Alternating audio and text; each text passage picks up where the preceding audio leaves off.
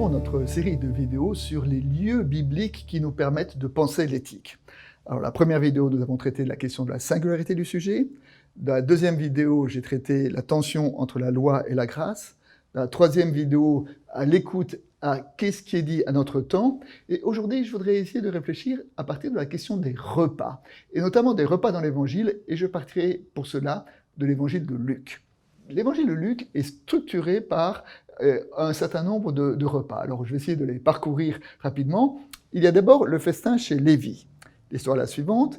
Lévi est un collecteur des taxes, et au moment où Jésus va à la table du péager, et il dit « Viens et suis-moi ». Et Lévi se lève et suit Jésus. Mais avant de devenir un disciple, Lévi veut dire au revoir à ses amis collecteurs des taxes, et il organise un grand repas avec tous les collecteurs de taxes auquel il invite Jésus et ses disciples. Et donc Jésus participe au festin des collecteurs de taxes, et cela a beaucoup choqué les religieux, les pharisiens qui sont réunis en disant « Qui est-il celui-là qui mange avec les pécheurs ?» Donc, premièrement, premier repas, Lévi, collecteur de taxes. Deuxième repas, le repas de Jésus chez Simon le pharisien.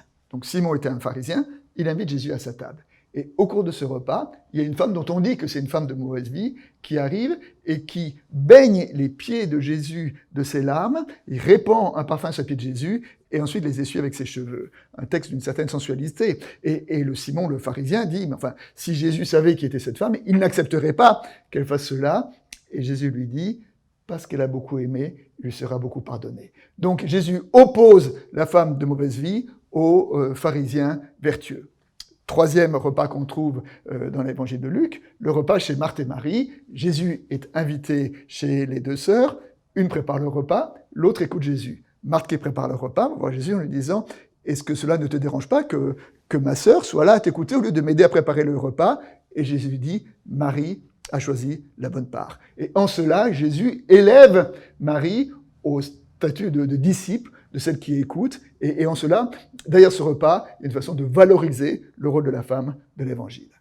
Quatrième repas, la parabole du festin, en disant qu'un roi organise un festin, il organise les invités trouvent tous des excuses pour ne pas venir, et le roi dit « Allez chercher dans les villages, le long des chemins, tous les gens que vous trouverez, et ramenez-les tous à mon festin. Si ceux qui avaient été invités ne viennent pas, eh bien tous sont invités à mon repas. » Cinquième repas, le repas chez Zachée. Zachée était un collecteur d'impôts, mal aimé de la population de Jéricho. Il monte sur un arbre et Jésus passe devant Zachée et dit à Zachée, « Zachée, ce soir, je veux aller manger chez toi. » Et Jésus répond à l'invitation de Zachée, et parce que Jésus accepte de partager la table de Zachée, Zachée dit si j'ai mal commis, si j'ai fait des mauvaises actions, je rembourserai les gens à qui j'ai volé. Il devient un disciple de Jésus. Septième repas qu'on trouve dans l'évangile de Luc, le dernier repas de Jésus où il célèbre la Pâque avant de mourir, et là il transforme le repas de la Pâque en évoquant sa croix, en évoquant le don de lui-même au monde entier, hein. Et il dit ça en donnant le pain et le vin, en disant « Ceci est mon sang, ceci est mon corps », et il le donne aux 12. Et parmi les 12, le texte juste après nous apprend qu'il y a Judas. C'est que Judas, celui qui a trahi Jésus, était un des invités privilégiés au dernier repas de Jésus.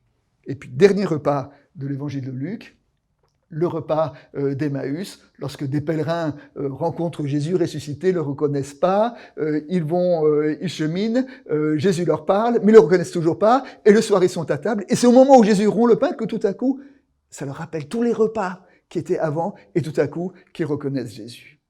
Alors vous voyez, dans l'évangile de Luc, les repas sont très importants parce que les repas sont des moments où l'évangile est dit.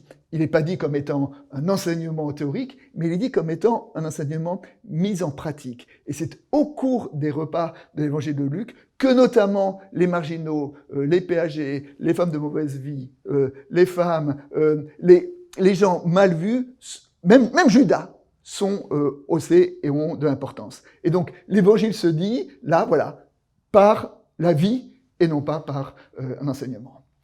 Et maintenant, on va reprendre cette question du repas. Cette question du repas telle qu'elle va se poser dans la première Église, car elle va se reposer de façon un peu singulière dans la première Église.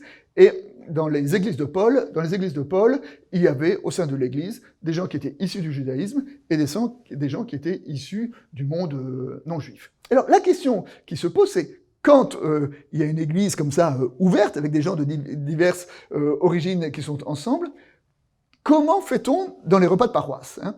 Et la question très pratique, c'est, dans les repas de paroisse, est-ce qu'on va manger des nourritures interdites par le judaïsme? Aujourd'hui, on va dire, est-ce qu'on va manger du jambon, hein? Alors, il y a ceux qui sont d'origine juive qui étaient choqués par le fait qu'on mange du jambon dans les repas de paroisse, dans les repas d'église, et il y a ceux au contraire qui, au nom de l'économie, disaient, mais non, on doit manger. Et Jésus, donc, aborde cette question, une question très, très pratique de la nouvelle église. Et que dit Jésus? Ceux qui mangent du jambon et qui rendent grâce à Dieu, ils ont raison de manger du jambon.